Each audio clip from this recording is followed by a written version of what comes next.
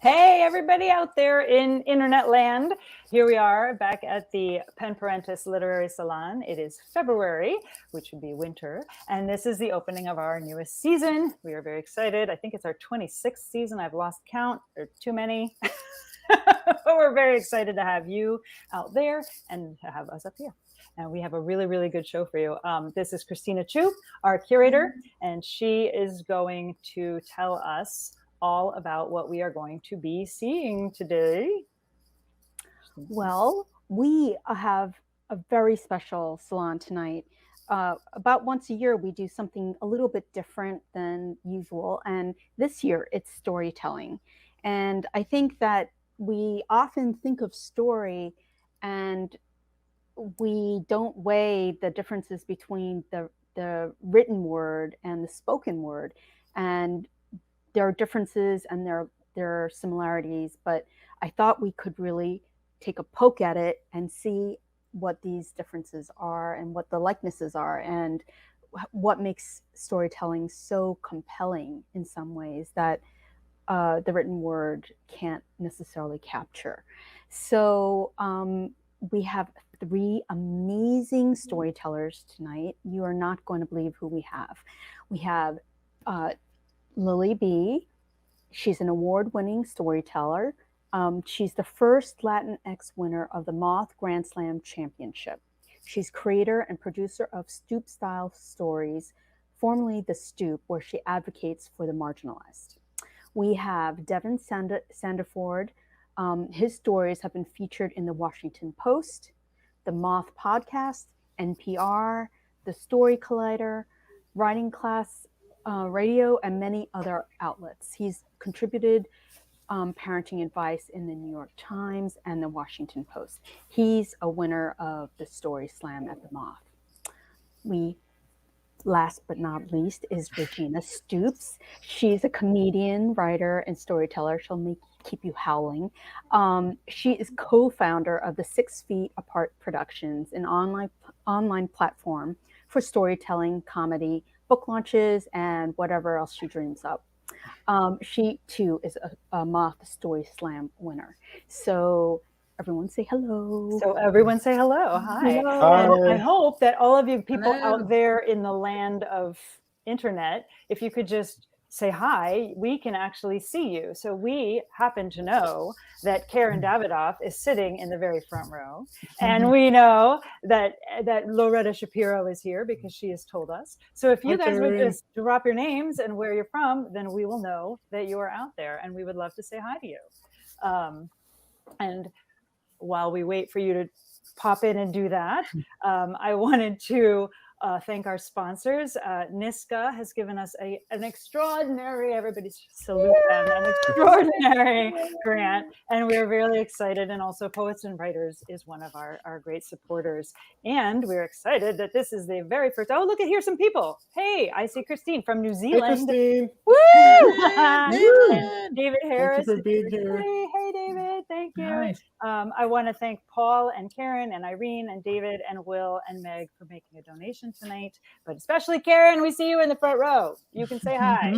Hey. Hello. Yeah. Hey, Devin. Hey, Sandel. Devin. Oh, this is fun.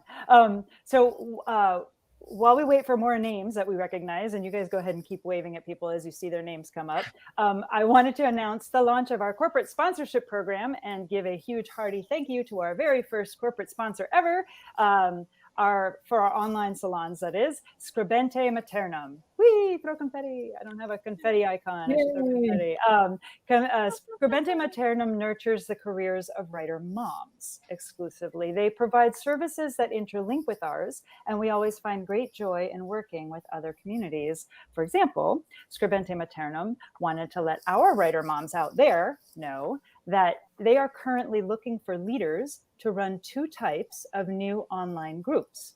So if this is something that you're interested in doing, perk your ears up.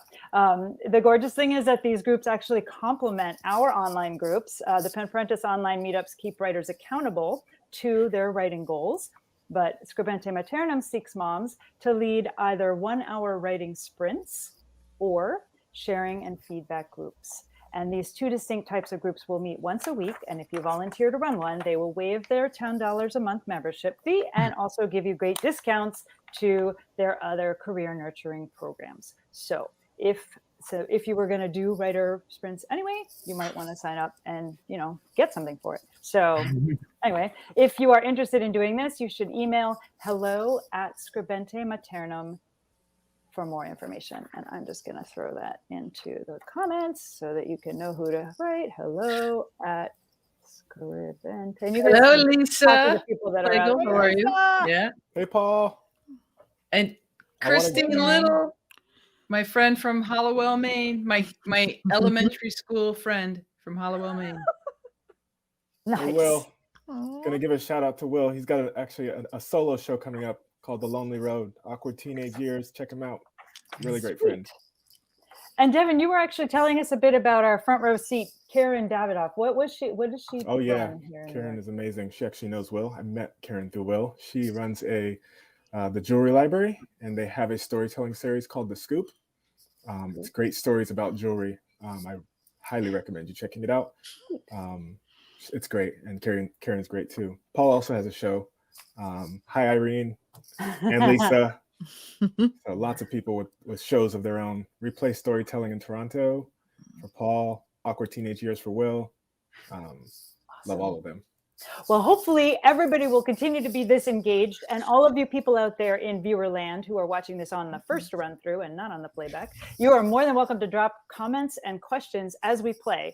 We get to see you if you're on Facebook you press the like or the love or the whatever button. We see it kind of float up, and it's fun to see.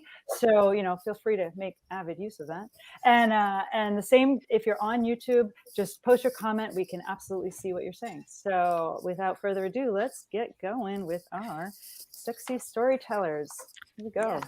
Yes. So our first reader storyteller tonight, comedian, writer, storyteller Regina Stoops, has lived a life filled with so many causes, she's run out of room on her bumper.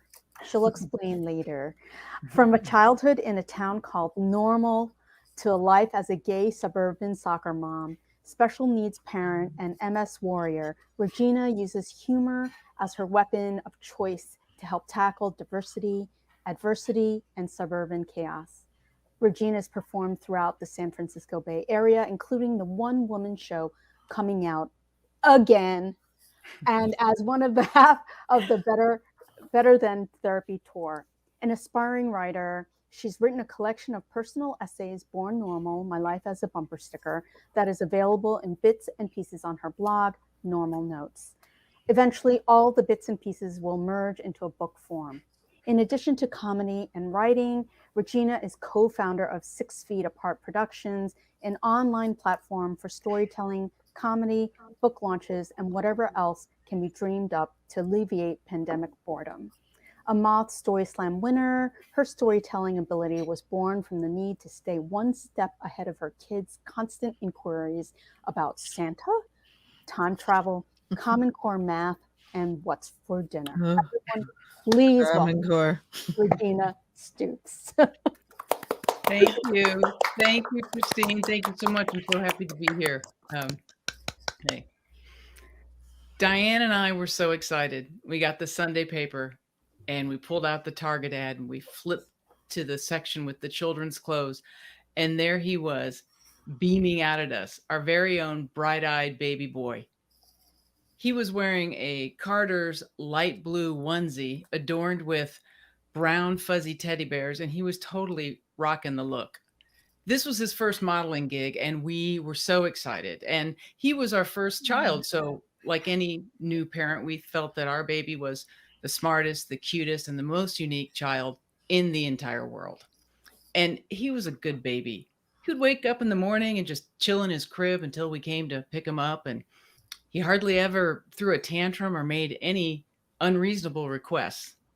He was a whiz with shapes. We got him this wooden box with the different, holes in it. And he mastered that instantly. And I'm not talking just triangles, squares, and circles. No, this thing had octagons and polygons and spheres and diamonds. And he was all over this. He was also really great at sorting. Before he could walk, he could take the utensils out of the dishwasher and place them in the silverware drawer that we had placed on the floor. He did a few things that gave me pause. He got excited and he'd flap his hands. He wasn't really interested in what other kids were doing. And he was a little late to walk and to talk, but he was a good baby. And on his second birthday, when we took him to the pediatrician, she said she thought we should see a speech therapist because he hadn't yet started really putting sentences together. She wasn't worried. We weren't worried. He was a boy. They're always a little late to talk. He had 2 moms. How is he ever going to get a word in edgewise? But still, we go to the speech therapist. And I remember the day we went. It was a beautiful Northern California warm fall day. Deep blue sky, leaves coming off the tree, crunching under our feet as we walked across the parking lot. I held on to his chubby little hand. We went in to the speech therapist, and she spent some time with us. And then she said, I think he needs to be seen by a developmental pediatrician. And that's when I knew. And I don't even know what I knew. I just knew. I had worked with developmentally disabled children at a summer camp in college, and I had tried really hard not to see how some of Ryan's quirky behaviors mimic those of my campers. But it seemed now I was going to have to see it. She went on and on about developmental delayed and PDD and OS, et cetera, but I wasn't really processing any of it because I was having an out-of-body experience at that moment. I felt like I was above the whole office, just sort of staring down at it happening. And it was the worst thing. And when we walked out of her office, and I'm holding the same chubby little hand walking out into that same day, it felt like it was a completely different day. And it felt like that hand belonged to a completely different boy. Like the one that we'd had for the first 2 years had suddenly been switched out for another version. His subsequent diagnosis of autism was devastating. And we tried to wrap our head around it. I basically grieved for the child that I felt like I had lost and tried to wrap my head around the one that I had and what was this new path forward. 2 weeks after that, I took his younger brother, Jack, 18 months, to the pediatrician. He had this cough and fever combination that he seemed to get frequently. And she looked at him, and rather than just give me a keg of amoxicillin to take home, she said, I think he needs to be tested for cystic fibrosis. I think the look on my face said it all. I'm like, what the hell? Do you not remember 2 weeks ago? Autism? She looked at me in that pediatrician compassionate way and said, I don't think he has it, but we need to do the test. Now, the test requires that we go to the hospital for half a day. It's Children's Hospital in Oakland, and the test isn't a painful test. It just takes a long time. It's called the sweat chloride test. They put this thing on his arm that makes him sweat, and then they put this like a spring plastic tube on there to collect the sweat. It's like a reverse IV, a very slow reverse IV. So we sat in the cafeteria, Jack carefully deciding if the Cheerio was mouth-worthy or floor-worthy, and me trying not to go down a rabbit hole, just trying to be present and be with this guy. Although the irony of the situation wasn't lost on me that Ryan, while perfectly healthy, had been diagnosed with autism, and Jack, who was neurotypical, might have a chronic life-shortening illness. The longest week went by, and the doctor called to tell us that Jack did not have cystic fibrosis. And I was relieved, and I felt this seismic shift inside me. And I looked over at Ryan, sitting by himself, playing quietly, lining his trains up one at a time. And I thought to myself, he's the same kid he always was. He's the same really good baby. In fact, he's perfect. And that autism had been the worst thing ever until it wasn't. Thank you.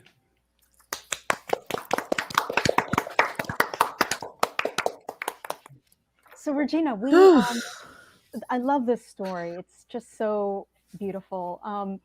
We actually had a poetry salon last in January, and one of our readers was a mom of a daughter who had severe autism, and she actually used a lot of that in her poetry, and people often reached out to her and connected with her. Do you get any of that? I mean, does that happen to you? I mean, how did I do. And certainly when I post like a story such as that on Facebook or put it out on my blog in the comments, and also as part of the one woman show I had done and some of the longer performances, live performances, I get a lot of people who come up afterwards and want to share their story and talk about it, because there's that connection. And being a special needs parent can be a very lonely thing. And it's, you want to talk to somebody who understands the world that you're living in. Lisa Flegel says, Regina, you continue to be the spirit goddess of special needs. It's pretty gorgeous. Thank you, Lisa. Thank you. Okay, so I'm going to ask you more questions later, especially when it comes to the bumper sticker. Yeah, okay. Okay, so our next reader speaker is Devan Sandiford. He's the most incredible guy out there, and you're going to love his book when it comes out. All these authors, all these storytellers are writers also. Regina's working on her book, and Lily B is working on a play. So we really have talent here, which is pretty darn incredible. So here's Devan Sandiford. He was born and raised in a small town in Southern California, where he spent most of his life keeping personal stories hidden from almost everyone. But feeling a voice within him longing to be heard, he moved to Brooklyn, New York, with his wife and their 2 sons to push himself out of his comfort zone and find his voice. Devan is now a published writer and an award-winning storyteller. His stories have been featured in the Washington Post, the Moth podcast, NPR, the Story Collider, Writing Class Radio, and many other outlets. He's contributed parenting advice in the New York Times and Washington Post. Devan is also the program manager of the community engagement at the Moth and the founder of Unreeling Storytelling, a Brooklyn-based organization dedicated to finding people who are quietly waiting to speak and yet urgently needing to be heard. Everyone, please welcome Devan Sandiford. Thank you so much, Christina. I appreciate that so much. I'm going to be reading a section from my upcoming book. It's a portion of chapter 1. I just want to let everybody know that I'm not going to get to the end of it. It's not some trick that I made to pull you in. It's for time constraints, and I just want to let you know, if you're interested in hearing more, get on my newsletter, and I'm planning to make the first chapter available to the people on the newsletter. So it's not some trick. Chapter 1 is called, currently, The Silence Between Us. For as long as I can remember, I've only ever pictured my Uncle Ron one way. Face down on the concrete in front of my grandparents' house, blood pooling around his body as he takes his last breaths. Or maybe he's already dead. Either way, I can see he's never going to get up. As I look up from my uncle's motionless body, I see my mother. She's in a white room the size of a closet or a small pantry. Her back is leaning against the wall, eyes shut, head hanging, body trembling. She looks sad or afraid, or maybe both. It feels like I'm watching the whole scene from close up, close enough to feel the devastation, but too far away to actually see what's happening. In reality, I was too far away to see. I wasn't there at all. The images of my uncle and my mother are not from my memory, and they're certainly not from a dream. They could have been from a nightmare, but I think they're from a vision I've had since I was 6 years old, and one that I've never been able to shake. A vision I know is close to the truth, because in South Miami Heights, Florida, in the spring of 1991, my mom's youngest brother was shot and killed by the police in the front yard of my grandparents' house. My mom, my dad, and my grandma all witnessed the final moments of his life. He was 27 years old when he was killed, and my mom was 33 when she watched. I was 6, but I wasn't there when it happened. We lived right next door to my grandparents, but at the time my uncle was killed, I was in St. Thomas in the US Virgin Islands with my older siblings, Javona and Lamar, soaking up the sun as we visited our dad's mom. We were over 1,000 miles away from South Miami Heights, where we lived and where our uncle died. And even though I wasn't there, and I don't remember anyone ever telling me the story, the image I see of my uncle's motionless body is as unshakable as the concrete that led to my grandparents' front door, as steadfast as the fence that separated their house from ours, and as persistent as the smell of coconut cookies that used to constantly drift out of my grandma's kitchen. As terrifying as it is to picture my uncle dead on the concrete outside my childhood home, it is the memories that are fading from me that scare me the most. I know that I was young. I know that after the incident, my family moved away from our home in Miami, all the way across the country to California. I know that I knew my uncle, but I'm afraid to admit that I've nearly forgotten him entirely. And I'm scared that means I'll either have to let go of him forever or ask my mom to relive one of the most memories of her life, just so that I can remember him. I don't want to do either of those things. And so as I sit in my apartment 29 years after his death with children of my own, I instead find myself searching all my childhood memories, desperate to see a glimpse of my uncle while he was alive, or to reclaim a lost connection before it's too late. If only I could remember more. At the time my uncle was killed, my family lived in a single-story red brick house. Our house had slick wood floors that Javona, Lamar, and I used to slide across with our black church socks. We would run until we came to the edge of the hallway, and then we would see who could slide farthest toward our kitchen table.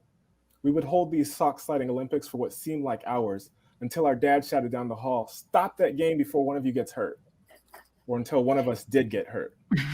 Sometimes it would just be one of my older siblings bumping me to the ground and me wailing like only youngest siblings can. Other times, it would be a splinter jammed into a toe.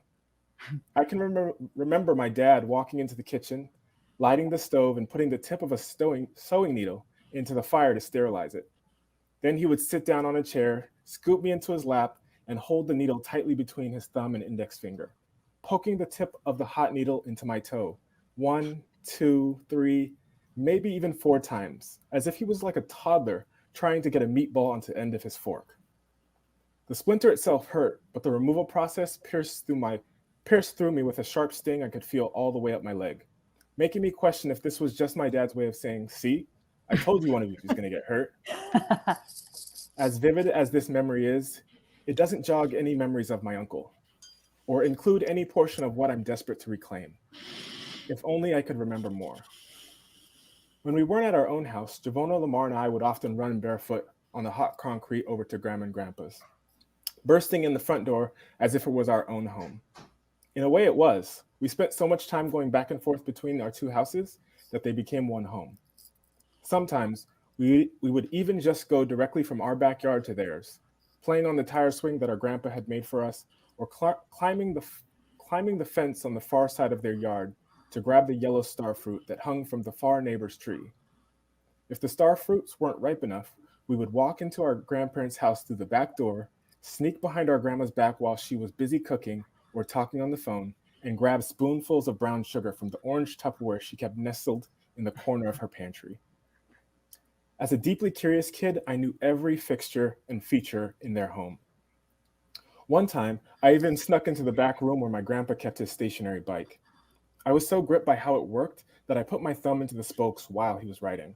The second the spokes made contact, I let out a piercing scream, the type of scream that echoes through every wall of a home.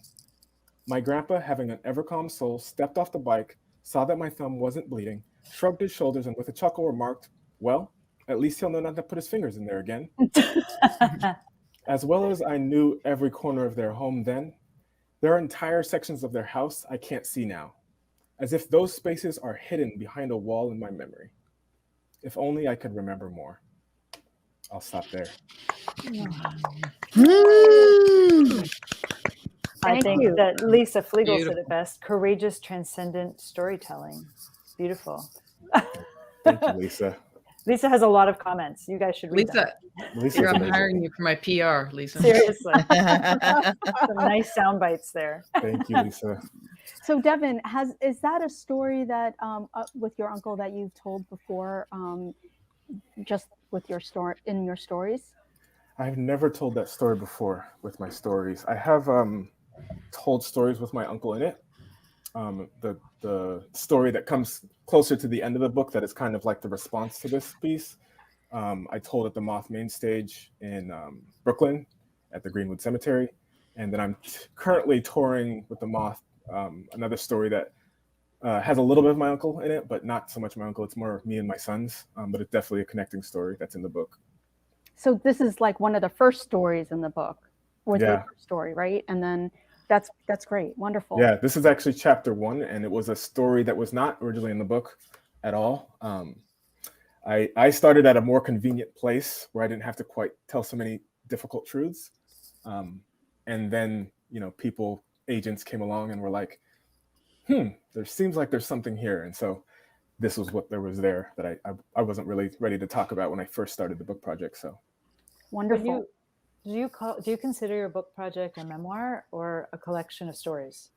Yeah, it's a memoir.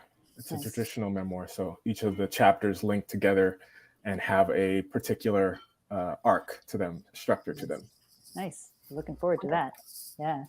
Yeah, I can't wait to read. Yeah. So last but not least, get ready. Chicago West Side born and raised award-winning storyteller, Lily B is the first Latinx winner of a Moth Grand Slam championship. Can you believe that? Anyway, And we have her. Yeah, we have it. She's creator and producer of Stoop Style Stories, formerly The Stoop, where she advocates for the marginalized. Her storytelling work is centered around helping people discover their voices and be heard. Lily is taught at Second City in colleges and universities worldwide. She also teaches on her own privately. Her calling to connect and serve has been a long-standing motivation for the work that she does and continues to do. Storytelling has the power to shape, transform, and save lives, and Lily B is living proof of that. And she's a mom.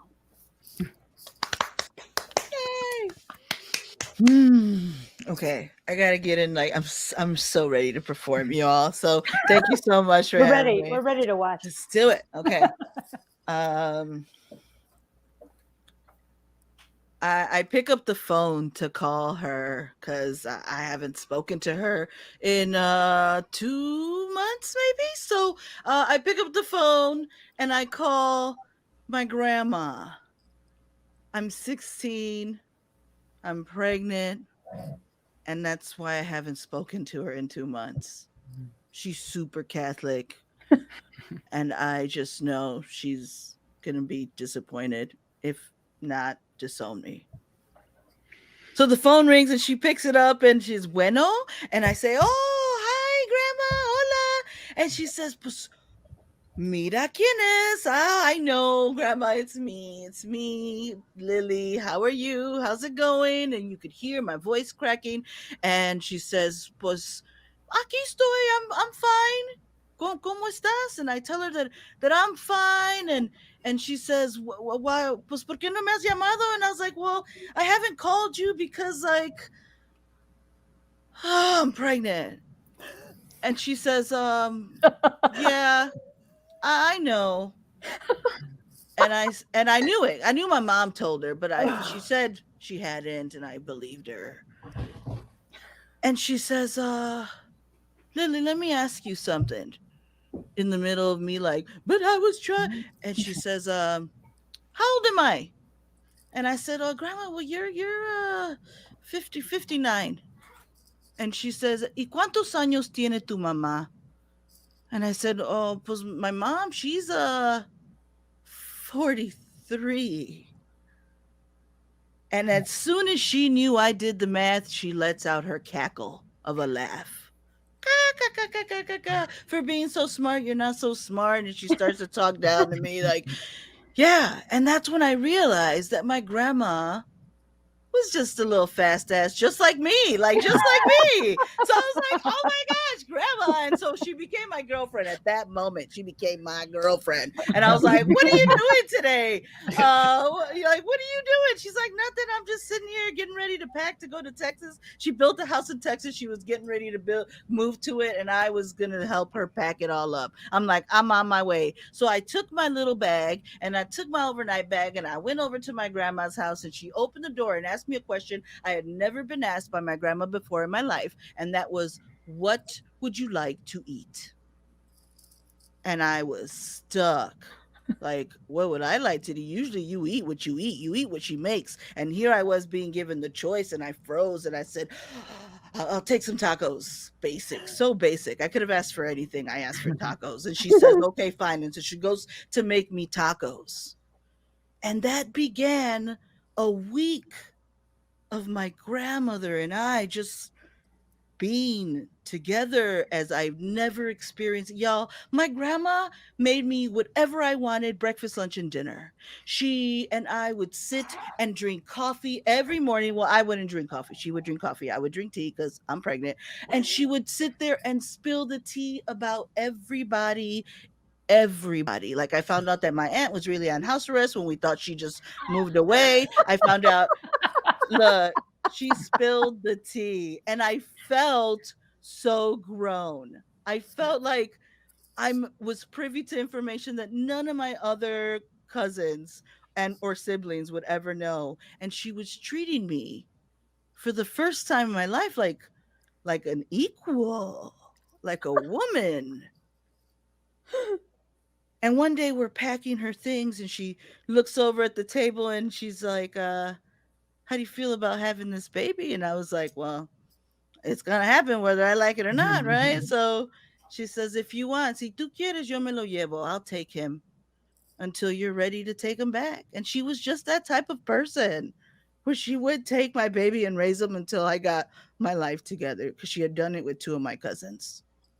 But I looked at her and I was like, no, I'm good. I'm good. And she looks at me and says, lo sé. I know it, but it's out there if you ever need it.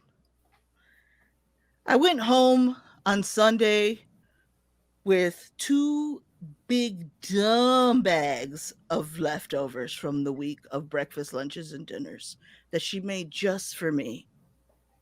And I put them in the fridge, and I go upstairs where I was living with my son's father's family, my soon-to-be son's father's family, and just reminiscing about the week with my grandma. That Monday, the following day, I left Sunday. Monday, I'm sitting on the couch upstairs in my son's father's family's house when the phone rings. And it's my mom and my family telling me that my grandmother had been rushed to the hospital. And it doesn't register me. It doesn't register. It doesn't register up. It doesn't even register when I'm standing in the hospital waiting room and everybody within a 5-mile radius was there. I was the only one that was like, y'all don't even know this woman. Like, I know this woman. Like, she's a rock. She's a G. Like, she has survived everything. And I had heard everything. She had told me every story she had ever experienced in that week. So I know this woman in this room is going to make it. I know she is. And then they took me to her room. And I see her on that bed, and I say, that's not my grandma. I'm sorry. She's not that's not her. And I leave, tears in my eyes. I did not expect this to happen. I've told this story a million times. And I'm angry. I'm so mad at the world, y'all. F you, and everybody. F you. How dare you after that week? How dare this happen after that week? I felt like I would have the mother that I wanted to help me raise this baby. It was gone. It was just taken overnight. I go home, and I hadn't really cried. More than I had just yelled and been mad. But I opened the fridge to find a bunch of butter and Tupperware bowls that she repurposed with all the food in it that she had made me that week. And I broke down in front of my fridge, cursing the world. And I look back now, right? Because that happened and I was so torn apart and I damned the world. But now, as a mother of a 25-year-old son, I see myself as lucky to have been given those 7 days with her. No one else got those but me. And now I get to share everything she shared with me with my son. And so I thank her. And I ain't mad. I'm not mad. Thank you. Whew. All right. Ingrid says, thank you for sharing your truth, and all of us echo her. Ooh. Wow. Ooh. Ooh. Wow. Powerful, powerful stuff. Oh my God. I mean, this leads me really into my first question for all of you is how, you're so great with your stories, all of you. How did you even come to storytelling? I mean, did someone tell you about it? I like never would have, it wouldn't have even been on my radar. How did you know, Lily, that this was your calling? Ooh. I still don't know. I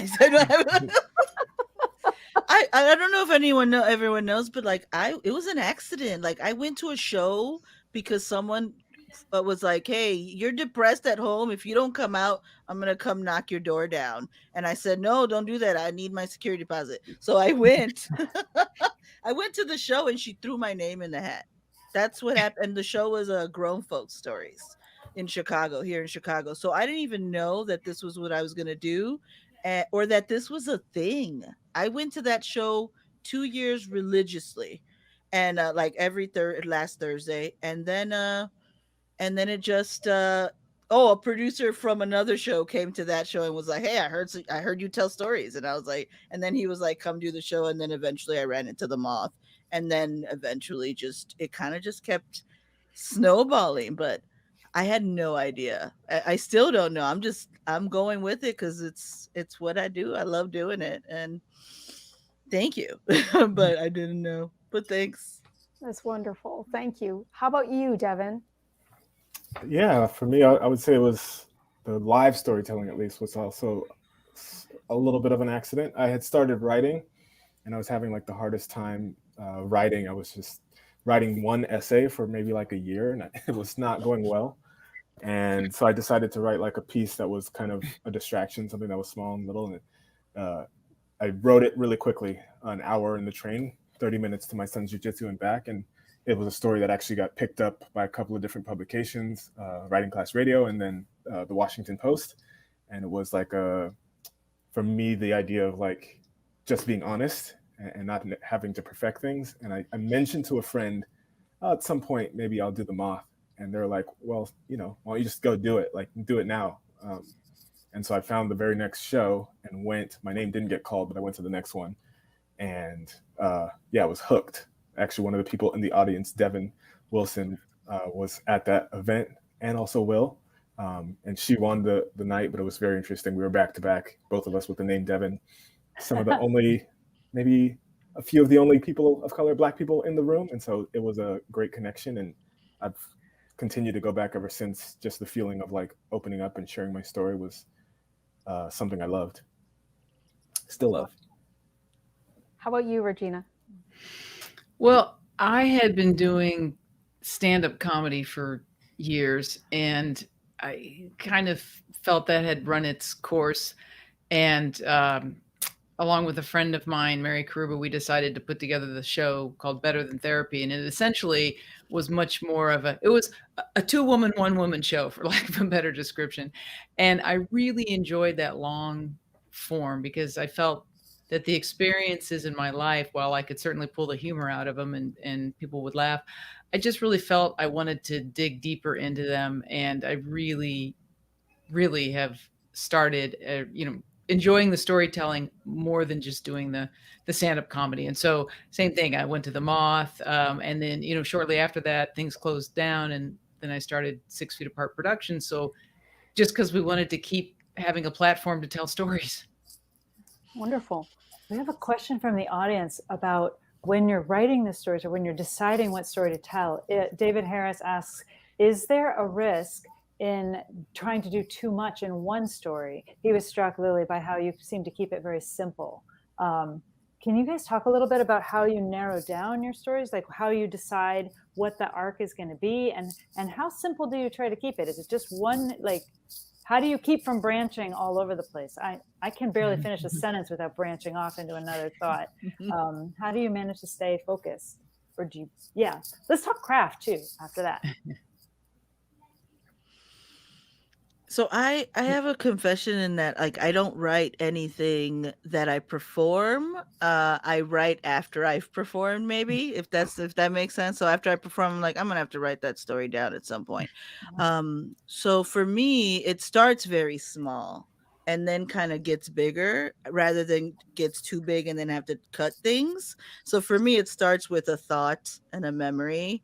And then that thought and memory becomes 5 like points beginning to end, and then those 5 points become minutes, right? So 5 minutes, and then kind of goes that way, so that I'm carefully along the way curating the story so that it meets the needs of the audience, as opposed to like, I have this huge thing. so you have like a 5-act structure, like in your 5-minute story. You start with a play, so it's like a monologue, but it's like a play in a monologue. Impressive. That's very cool. Very cool. And you're really starting from a monologue sort of point of view, from like a theater point of view. But then Regina, you said you're starting from stand-up, or you started in stand-up. So how did you create your storytelling technique? I, kind of similar to you, Lily, and that is, there's just something that happens, an incident, an event, and I always think I need to write this down. This is a good story, or this is a story I need to get out of me, is really what it comes down to. And I've done it both ways. The story that I told today, I haven't really got that written down in the form that I would put it out. I mean, it's written in sort of, note form, but not as a anything I would publish. And I've done it the other way too, where I've written something and thought, oh, well, that would make a good story, but I really have to work to get it out of the written form and get it into more of a narrative form. They're not just, you can't just take it off the page and do it as a story. At least I can. I have to. Right. Devan, do you do it verbally first, or do you check it verbally as you're writing it? No, similarly, I never write something that I'm going to perform live. It actually terrifies me to even imagine thinking of the words. So like for me, I try not to even put specific words that are going to be like repeated, because then I'm worried about memorizing them, and I get really nervous. And so I will usually look for me, because I didn't share stories for most of my life, like even in small circles. And so I have like 30 years of not sharing things. And so I'll notice that my heart will hit these moments where it's like, oh, you never did this. Or like my son will do something and it'll be like, it'll trigger a moment that I had that I never talked about. And so I'll usually start at that like moment of heart and like backfill to what I used to do or what was happening before, and then get to this moment of heart of sorts for me. And if I can like verbalize it first, that's usually the best for me. And then after that, I like to storyboard. Like I draw little stick figures. I wish I had some for you here. I probably do. Just little stick figures like of the scene. And then I'll think of transitions in my mind from scene to scene. And I like toss scenes out that don't apply to, to David's question. Visual. If it doesn't, if it doesn't connect to to like a theme of the story, the heart, then I like toss that card out. It doesn't apply to this particular story. All right, I'm dying to know how you went from a person, and actually, Lily, you're gonna have to pick up on this because you do this to people. You make them tell their stories. Devan, how did you go from being a person who does not even talk in public to his friends to a person who is publicly telling his most private stories in an audience? How? Please describe the moment of truth. How did this, like, why? What made you break open and be like, okay, that's it. Everybody sees everything. Go. Yeah. And I think there was like so many things compiling on top of each other, one moment after another. I want to say, if I can like trace it back to the very beginning, probably like my firstborn son, when he was born, kind of changed my life, and especially as he grew up and started being a mirror of the things that I'm either saying out loud or the things that he's starting to do. But a book, Gifts of Imperfection by Brene Brown, completely cracked my world apart. The idea of being perfect was something that I wanted to do. It's a little bit in my story. We didn't get there quite yet, but for me, staying silent was actually a mechanism for trying to keep the people in my family safe and myself from having to feel their pain. And realizing that like me being perfect actually wasn't helping them, and it was really hurting me. And then really the person that made me start telling stories was knowing that it was hurting my son. And I was just like, I can't like hurt him intentionally. And so I had to go out and start digging up these like moments that were inside of me and kind of release them so that they don't get transferred to him, like this intergenerational trauma that I was like terrified of passing. I was already passing to him, and I was terrified of continuing to pass it to him. So that's so brave. That's great. Yeah. Sorry, and Lily calls herself a story doula. So Lily makes people come to this realization that Devan had himself and had the inner strength to actually just effect on his own. Lily, you want to talk a little bit about your practice as a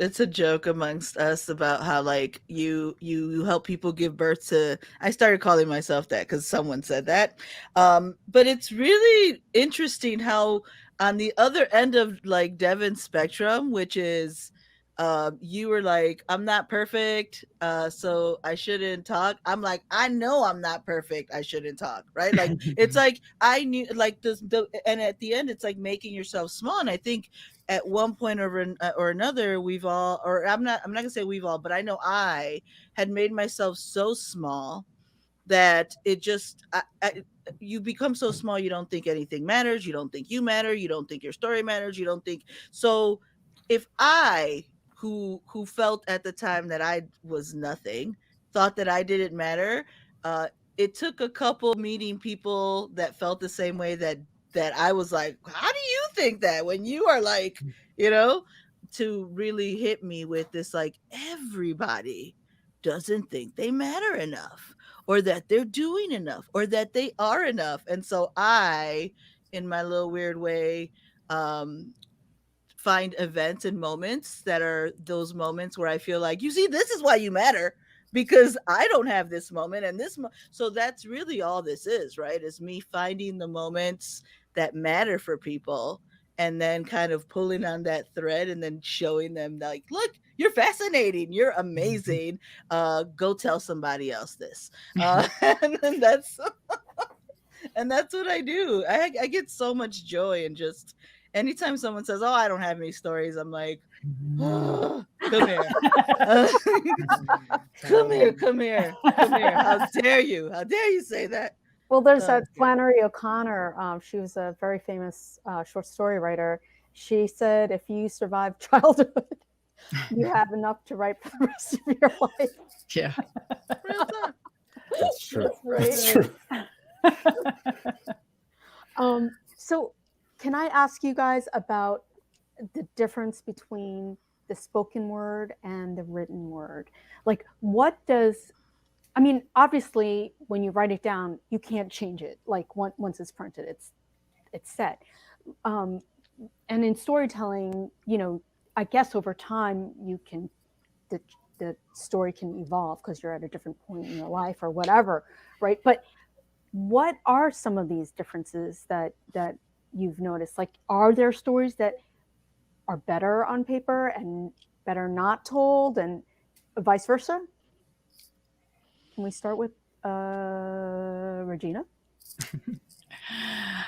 For me, telling a story in front of people, live or not, you can put animation in it.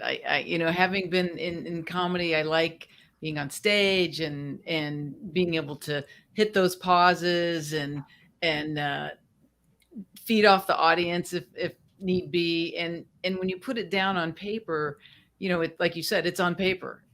And to paint the picture just requires more work versus I feel like when I say it verbally, those are the little details that you have to write down. You have to remember to write down because you want them to have that picture in your head. And somehow that feels much easier on stage than it does on the written word. So for me, that's always my struggle I feel I can bring a story to life in person, but I have to work a lot harder to bring it to life on the page. How about you, Lily? Yeah, I echo what Regina just said about like not being able to be, that I need this. I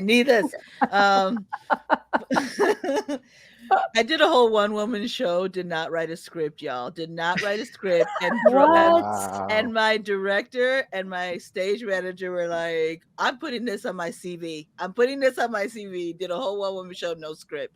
Because I refused to write it. Because to what Regina said, it was like, how you, what eye roll? But like, there's so many different eye rolls that I do. Like so it was this like, I can't, but the permanency for me is what kind of is a little bit, I hesitate to do it, is because once time changes, it's not like Adele every 22 years or every year she's writing a love. Like once I tell this love story and I'm angry, am I writing a new book to tell the same love story when I've like let it go and I'm not so angry? So for me, it's the permanency of putting it on paper before it's really played out for me. You know what I'm saying? Like it's something about, paper makes it so permanent.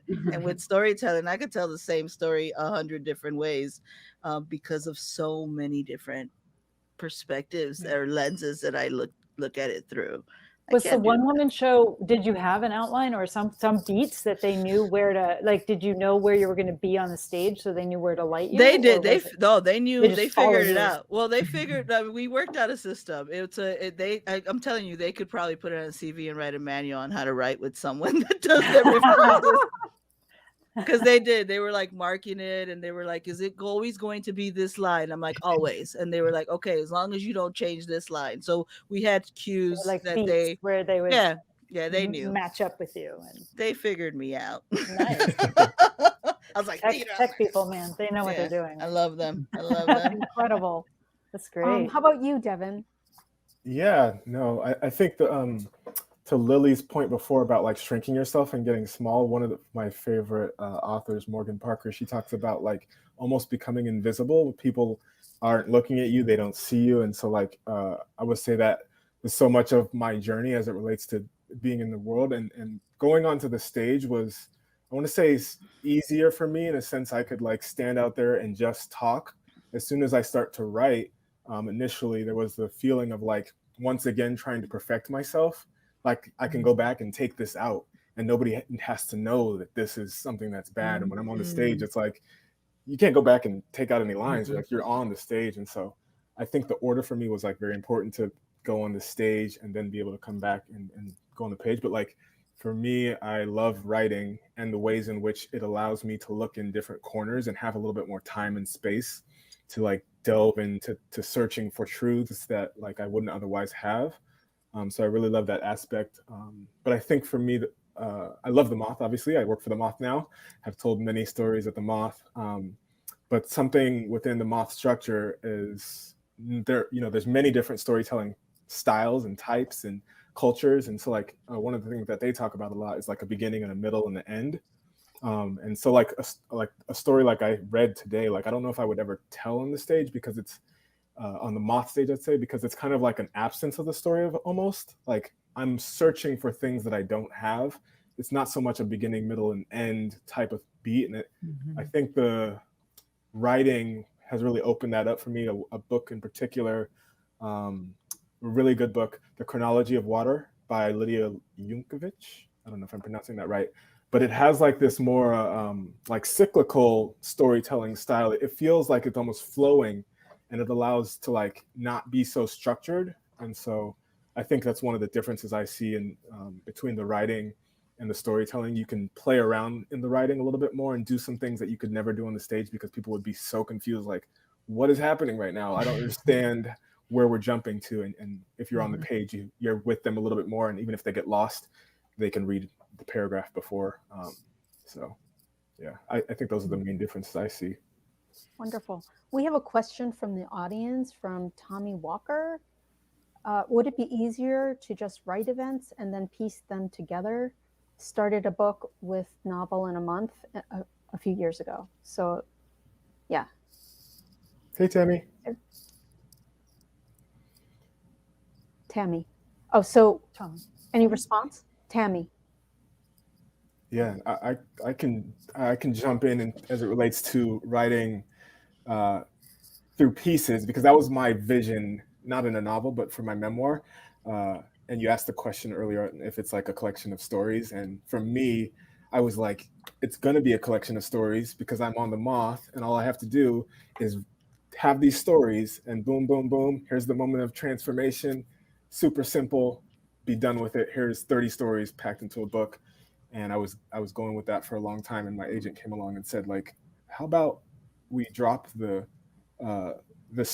collection of stories and instead like string together these chapters of your life in a more traditional memoir. And at first I was resistant to it, but I think it is easier still in my mind to write it in pieces and even have a starting place to write in pieces. What I found was that the individual essays, stories actually had a natural link to them.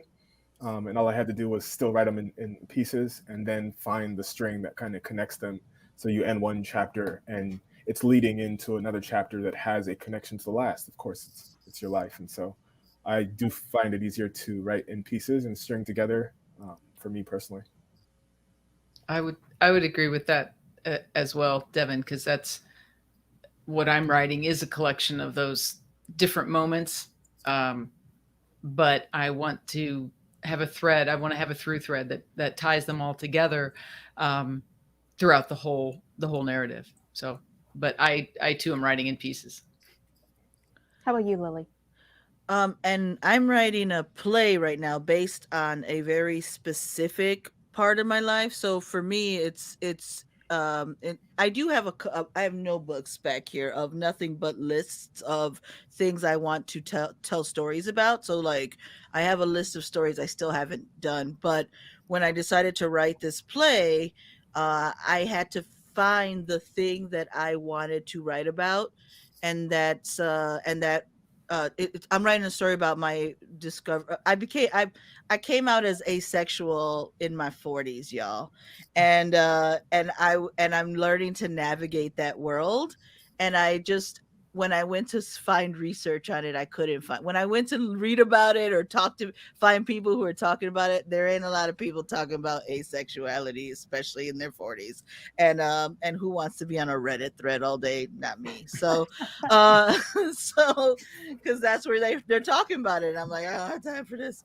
So, so I found the thing that I wanted to talk about, and now I'm in the process of like all the stories in my life that are like, duh, like, like these these moments that explain what I'm now learning about asexuality.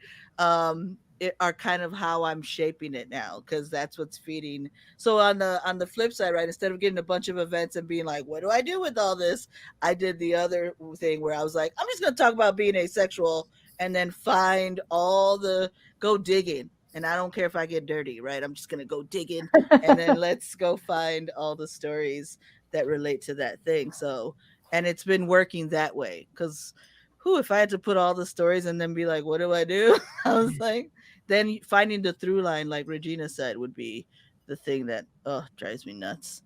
So Right. So any writer? There's another question. Any writer who is also a parent is eligible. Oh, no. This is from us. Any writer who's also a parent is eligible to join Parentis as a title member. Find out more on our website, penparentis.org. There is one more question that was asking about the Moth books. Maybe Devan, you could address that. Have the Moth books, how well did you find that the stories that were told on the Moth translated into books? Because isn't there a series of like Moth published books, right? There are, and I have a admission. I have to admit that I haven't read the book, which is going to hurt someone's heart, specifically a friend of mine who is the editor of those books. we don't want to talk about this anymore. Okay, moving right along. I've read one of those books. Oh, good. Regina, talk about it. I did, and only because it was one part of winning a story slam. I don't know. A month later, it magically appeared in my mailbox, so I was very excited to get it. Awesome. You know what? I enjoy that. I enjoy them, but it's definitely not as, I don't want to say fulfilling. Is it the vibrancy? Are you losing that level of the actual personality of the person telling the story? Stories? They're short and they've got a great narrative arc, a beginning, middle, end, and all of that. But you kind of want to see, well, who was this person? I really wish I could see them tell this story on stage. Right. So it's not that they're great stories. They're absolutely great stories. It just feels a bit like an appetizer when you want dinner or something like that. Yeah, I guess that's why they publish them, so that everybody would go and see the Moth and actually like experience the actual event instead of just here. It'd be like hearing a transcript of this, which would be fine, but reading. They're absolutely great stories, and it's great reading. If you knew nothing about the Moth, had never been to a Moth, and you just were reading that book, then you wouldn't know what you were missing, I guess. Yeah. So just quickly, Regina, I was checking out your website and I got this mug, and it can you explain what this is? Oh yeah, that is my logo, and it goes back to my stand-up comedy. I was born in Normal, Illinois, so I'm from a town called Normal, and then I joke about having so many causes because I'm a gay, Catholic, lesbian, suburban soccer mom. I have an autistic son. And I was diagnosed a few years with multiple sclerosis. So that just kind of added to it. So that's when I really ran out of room. So I did my own logo. So it's Ms. And then, you can kind of see how it all plays out there in terms of my... Nice. So yeah. The whole is greater than the sum of the parts. And I think, and that's kind of my whole thing is that that's normal. That's me. I'm normal. So what makes you normal? That's the thing that is for me, which, and some people find parts of that not normal. So. Wonderful. So I have a question for you guys. And we ask this actually of our, most of our readers when they come through here. When you tell stories, like, are children off limits? Like, what is there a fine line between your children and like what you'll say and not say? And they're not off limits to Regina. Yeah.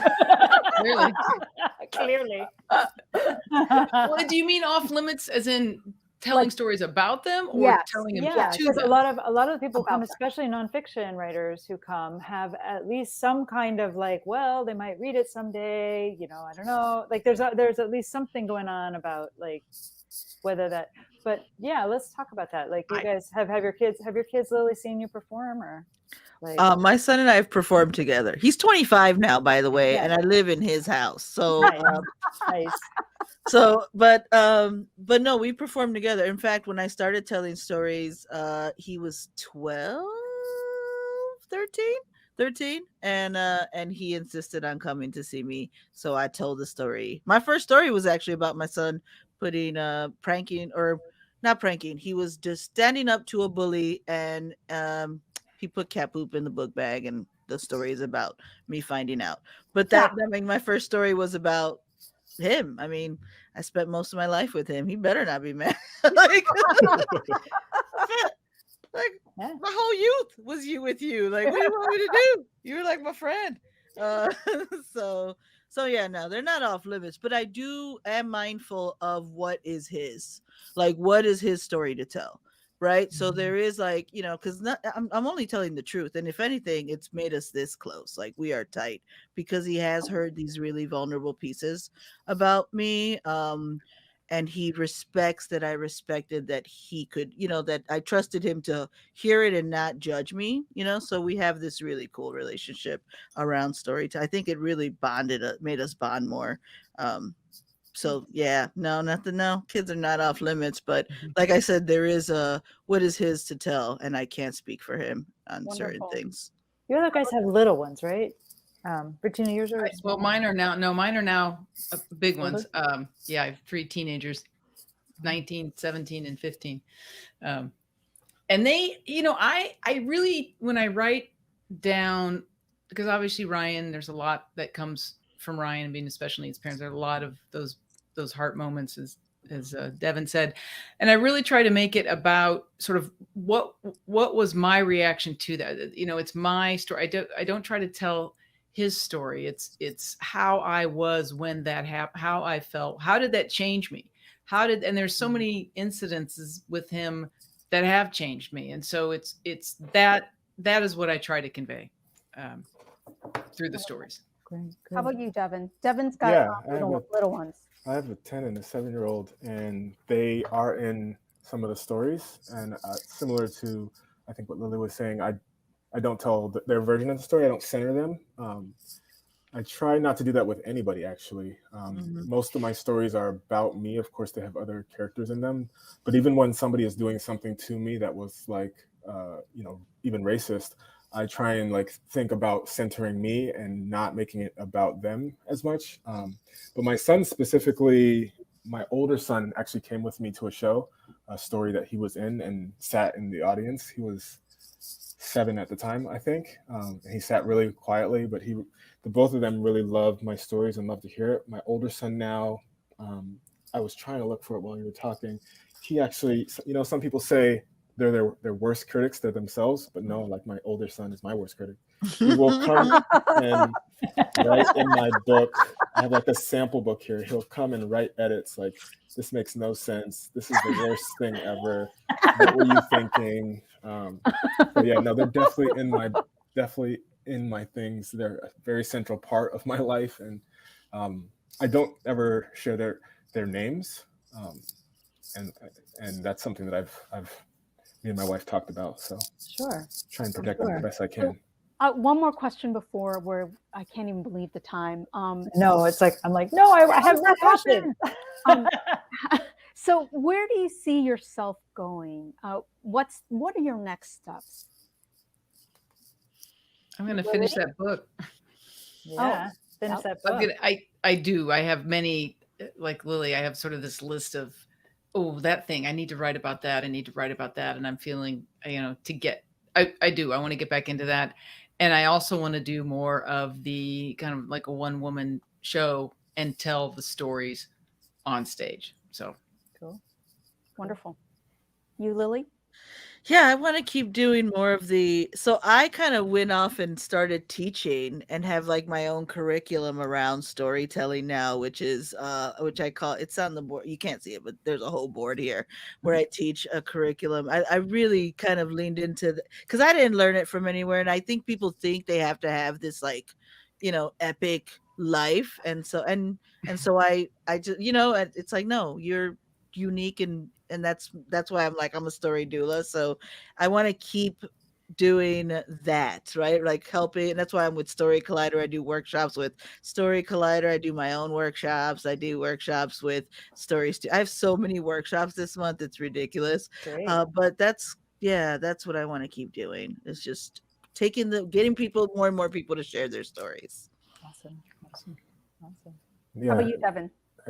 I would say that aspect is similar for me too. I try and have some workshops that are centered in like my specific aspect of storytelling. I think everybody has a different style, and so I do workshops specifically in bringing your heart to the table. It's something that I feel like is so me, and actually have my heart tattooed on my sleeve.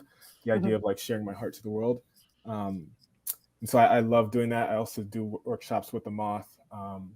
But book-wise, I am thinking that My agent has told me that either this week or next week we'll go on submission. So Yeah, going out exciting. to editors. Very exciting. And, that would be the next step, looking to get a book deal and begin working with an editor. I have a full rough draft. I have to have constant encouragement for myself all over. So I'm wearing a shirt with the title of my book, Human Like You. I'm currently What's the subtitle? The subtitle is Confessions of a 6-Year-Old Man. Nice. Yeah, as you heard a portion of my story, it begins when I'm 6, and not having shared any of these stories, I'm actually having to confess those almost 30 years of stories to my mom, to my sons, to myself, and getting to a place where I was able to open up. So yeah, that's where I'm at. Really looking forward to working with an editor. I've done a rough draft of my book. I've revised some of the chapters more well, but I can't wait to work with somebody who can point out some things and continue to push me ahead. So editors are good that way. Listen, I have one last question that's just like a 1-sentence response, and then we really, really should let these people go have dinner. So what is your one piece of quickie advice for anybody who is a person who is thinking maybe they want to perform a story? What is your advice to the new storyteller who's just thinking like, maybe I could do this? What do you think? I had a friend of mine tell me one time when I was just trying to tell a story that I had written down notes, and it was very awkward. And she finally just said, you lived it. Just tell me the story. Like, you just call and tell me, oh my God, you're not going to believe what happened. Just tell me the story. And I was like, oh, that makes so much more sense. And then, it was great advice. Just tell the story like you're telling it to somebody over a drink at a bar. Nice. Lily? Yeah, don't overthink it. That's my thing. Is like, don't overthink it. Nobody knows your life like you know your life, and so as long as you are you, that's enough. Don't overthink it and just do it. The stories get better with the tellings, not in here. Mm-hmm. Wonderful. Yeah, and I'm going to echo that to give the same advice that I got from a friend. Find a stage, like right now, as soon as we're getting off this, even if it's a virtual stage, go put your name in whatever hat that you have to, get in front of a mic and start talking. Just tell the truth. That's it. That's beautiful. Just tell the truth, my friends. And the truth is that we are out of time, which is so tragic. I want to thank Scribente Maternum and, of course, Niska for sponsoring us. I want you all to come back, same bat channel, same time, on the March the 8th. We're always on the second Tuesday of each month.